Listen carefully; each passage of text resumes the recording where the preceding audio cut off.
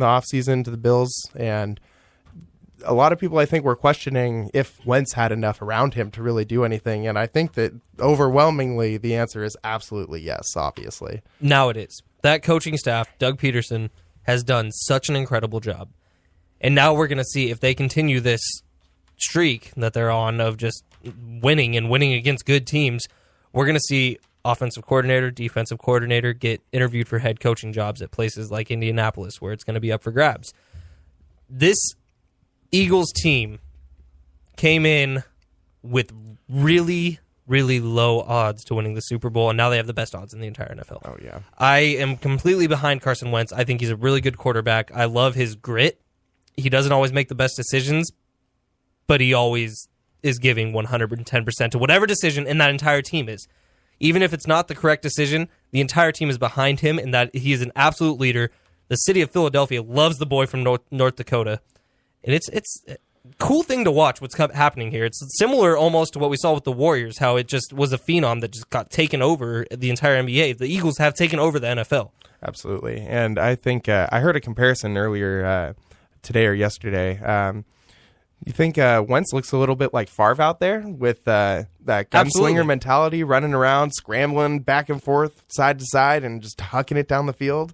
And Brett Favre didn't always make great decisions. Not at all. He's on the list for the most interceptions ever thrown by a quarterback. With Carson Wentz, we now have this thing where the Eagles have been thrust into the spotlight and they have not shied down, which is what I think the best part is. They are having impressive victories. They lost to the Chiefs when the Chiefs were on that unbelievable tear. The Chiefs looked like one of the best NFL teams we've seen in 5 or 6 years on that tear. Now the Chiefs have degraded a little bit, and the Eagles have not stopped shining. Carson Wentz has not stopped shining, and now we have Nelson Aguilar, who no one had ever even heard of him. And then this season, he looks like he almost looks Golden Tatey, how he catches a ball for 1 yard gain, and then all of a sudden he's 15 yards down the field, and he's doing it consistently. And it's a cool thing. And now that they have Jay Ajayi to add to LeGarrette Blount, this backfield now becomes really good, and Wendell Smallwood also. Mm-hmm. It's an interesting backfield, and now they have all these options to go to. And now Jay Ajayi, like I said, did not score a single touchdown with the Miami Dolphins this year. Seemed fed up, seemed almost Bledsoe-like with this Dolphins organization, and they seem to reverse it to him. One day with the Eagles, that entire stadium was on their feet in love with Jay Ajayi. They were in love with that run that he had, and they were in love with the game. He had 2 big gains. That's all he did for them. Yeah, and LeGarrette Blount hasn't exactly been lighting things on fire in that backfield. So going forward, when he does have more time to work with Wentz in the offensive line and he really only had understand 15 that scheme, plays. JJ had 15 plays in that playbook for that game. I think the Eagles every single week have gotten better, and I think that trend's going to continue throughout the rest of this season. And I think we are literally week to week watching this team improve. We're seeing new wrinkles in their offense every week, and they just put 51 points on Denver's defense. That's what I was about to say. If you had told me even 3-4 weeks ago Carson Wentz is going to put up 50 against Denver, I would have told you were crazy. And that whole defense in Denver, he made Aqib Talib look bad. I was watching one of the replays from that game, and he looked off Aqib Talib perfectly with his eyes without shifting his body position, and was able to really catch him looking in the backfield and went for a huge gain. That was a special performance by them. Going into this week, are you good being done with the Eagles for now? Going into this week, I said there was 2 really underwhelming teams that were playing each other. And that was the Carolina Panthers and the Atlanta Falcons. I thought that neither team has been good this year. Nope. I think that neither quarterback has been close to their good seasons. And I think that Matt Ryan has been a B quarterback his entire career and had an A season last year. And I think that Cam Newton has been a B quarterback his entire career and had an A season in his MVP season. What I will say, Matt Ryan had the better game. Matt Ryan lost. Cam Newton had the grittier game. If you would try to keep Cam Newton out of that end zone on his 14-yard run or whatever it was where he dunked on someone, literally, you weren't going to do it. He was not going to get tackled before he got in there. He cares a lot about this team, and Christian McCaffrey had his best game by far. Whether that's Kelvin Benjamin being out, or he got traded to the Bills, or whether that's Christian McCaffrey finally just being comfortable in this offense, it's a good sign for the Carolina Panthers. And I think now, even though they didn't play good, and Cam hasn't played good all year, he's had a couple of bright spots, they are now a playoff team because they keep winning these games. And I think that's purely a mental thing on Cam's side. And don't underestimate Christian McCaffrey. He's a winner. And he has records in college football because he is a winner. And Christian McCaffrey is really feeding this team some positive energy and positive vibes. And he scored twice last week, right? Twice? For sure once. I think he only scored once. But anyways, I think that I just don't think there's enough firepower on that Carolina offense with Benjamin being shipped out. I still really don't understand that move. I mean, I get that you got a lot of guys that kind of got the same skill set, but don't get rid of the one that's the best at those things, especially if you're trying to, like you said, you're in contention for a playoff spot. You have former MVP Cam Newton at quarterback. That's been the main issue, at least what has appeared to be the main issue his entire time in Carolina, is that there's really no one there to help him. And McCaffrey's helpful. He's a great player. I'm not trying to take anything away from him at all, but he's one guy. And what are you going to do with one guy out there? That's what Carolina's problem has been this entire time, which I think was why the pickup of McCaffrey was so huge, because he was such a compliment to a guy like Kelvin Benjamin. But I think the Panthers are trying to mold Funchess into that road, Funkus, however you say his name. But Jonathan Stewart is on the downside of his career. He just hasn't been effective at all this season, and has dropped the ball a lot too, which is something that we haven't seen from him in his entire unfortunate career. It's really a bummer to watch. It's a guy who's been so consistently good for so long and almost undervalued, I think, there in Carolina for so many years. And I was hoping he would go out with a little bit more of a bang than this. I agree. And the Falcons, their struggles are just beginning, I think. Devontae Freeman looked really good for 3 weeks early in the season. Hasn't done anything really since. Hasn't scored in 4 weeks. And now he might be injured. He's had this stinging shoulder pain for a couple weeks now, I guess. And he landed right on it in this game and got pulled in the third quarter. We'll see what happens there. Telvin Coleman has been better, I believe, for them in the last few games. But fact of the matter is, Falcons are 4-4 right now. Carolina's 6-3. The Falcons could easily have a losing record right now. They have won a couple games that I don't think they should have. Chicago almost beat them. Should have beat them if Jordan Howard had just reached a little bit further into the end zone. The Chicago Bears would have won that game. Here and there, whatever. Moving on, one last game I wanted to talk about because there's a potential Coach of the Year suspect showing up. Yes, the Eagles did score 51 points. Jared Goff and the Rams also scored 51 points. How surprising and how good is this Rams team?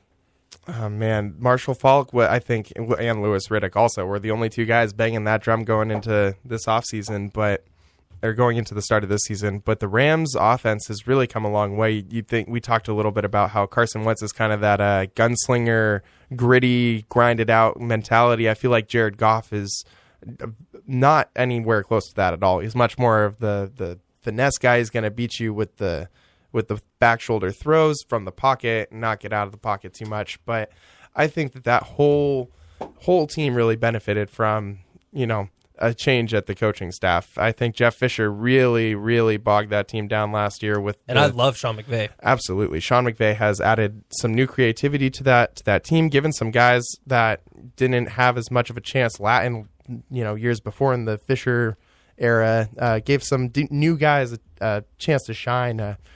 Stop trying to make Tavon Austin a number one wide receiver and use him more out of the backfield. Use him instead. How he should be used on jet sweeps and cool reversals where plays, misdirections where plays start one side, get swept to the other, and let Tavon just run. Yeah, the guy's fast. The guy is elusive. He could be a running back if he was a little bit stronger. Yeah, but Sean McVay's been utilizing him perfectly. I think, not just him, but really everyone on the Todd Gurley looks better than he has ever in his career. And it's cool to see this Rams team finally coming together, and it's cool to see because everyone was ready to sell Jared Goff last year. Yep. They were done with him. They were like, why would Carson Wentz not be the number one draft pick last year? But I think Jared Goff, truly, he has great potential. He's going to get more accurate as years come. This is what happens to NFL quarterbacks. No NFL quarterback can start out being accurate like Deshaun Watson and Carson Wentz have this year. It's ridiculous. But I think there's bright future for these Rams if they can hold on to everybody. And I'm done talking about them. One more team I want to talk about from last week before we move on to a topic I kind of want to get into, which is Thursday Night Football by itself, not necessarily the teams who are playing. Chiefs and Cowboys. I saw good from the Cowboys. I saw bad from the Chiefs. I think the Chiefs' offense still looks good. I think Alex Smith still looks good. I think they're lacking a little bit of the fire that they had early in the season. But I think Tyreek Hill's really become, he's going to score a touchdown every week. I think Travis Kelce's become the same way. He's going to score a touchdown every week. But other than that, their defense is really just, they're missing so many people. You got to feel bad for them.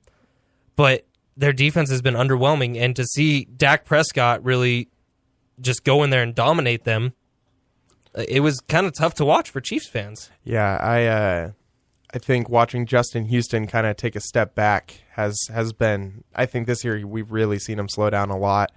Their secondary is also not as good as it was last year.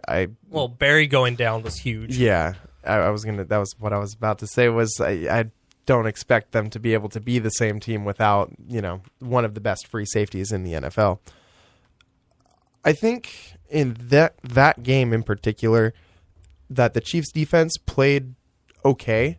I think that it was really Dak Prescott. We've been talking about these other two quarterbacks that have been sophomore quarterbacks that have been phenomenal. Dak Prescott, who was kind of the forgotten guy in that draft, fell pretty far, 4th or 5th round, has been doing everything for the Cowboys and his workload has been steadily increasing. And it's interesting to see if he'll be able to continue that going forward with the suspension looming over Elliott. And that was what this game was all about. This game was Garrett, the head coach for the Cowboys, saying, all right, we're going to... Zeke still put up Zeke numbers. He got his touchdown, whatever. This was really a game where Jason Garrett needed Dak Prescott to step up and be that quarterback that didn't have to rely on a crutch being Ezekiel Elliott, because that suspension's going to happen. Maybe not now, maybe not till next season, but it's going to happen soon. Dak Prescott needs to be able to take the reins, and he needs to be able to take the reins without leaning on Dez Bryant, because Dez Bryant's not who Dez Bryant has been. He's not very... I don't even think he's a wide receiver one on any other team in this league right now. Maybe the Browns.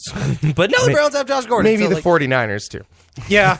Yeah, I really like Goodwin, but here nor there. And he wouldn't have a quarterback if Garoppolo's not playing. But I don't see it out of Dez Bryant. I think he has every tool that is required by WR1. I just think he lacks the route running ability, honestly, which is essential.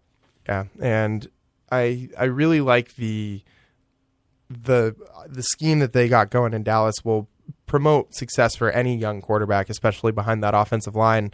And going forward, I really like the Cowboys this year going forward, because that, like I said, that offensive line can really make any running back look, 4 yards a carry good. And you could average, we were talking about this before the show. Eric Engel could average 5 yards a carry for the Dallas Cowboys. Possibly. Maybe more like 3, but I'm confident that I could at least run to, positive area. Yeah, at least they not open up have a lot of a holes. net loss every game. But point being, Alfred Morris was no slouch in Washington, and Darren McFadden, when he's healthy, is also pretty good too. Has had a 1,000-yard season even with the Cowboys. A lot of people forget about that, but they'll be fine at running back even once Zeke is.